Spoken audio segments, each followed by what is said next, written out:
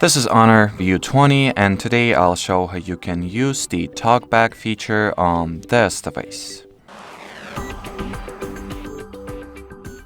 So to start, you will need to launch Settings, then enter the Accessibility Features category, then go for the Accessibility once again, TalkBack, and you can, now enable it from here.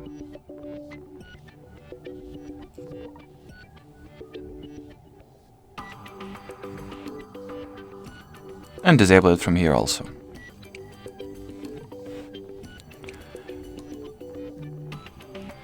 You can also enable or disable the TalkBack watermark, go into more settings, of course, change and customize them, and as you can read from here, or should be able to read from here. Home button. Draw home. Weather.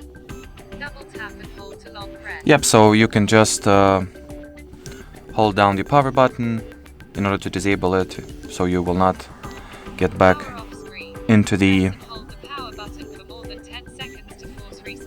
settings, and disable it from the power off menu. As you can read from this tip, in order to disable the TalkBack, you will need to hold your 2 fingers on the screen for more than 3 seconds. So let's do that.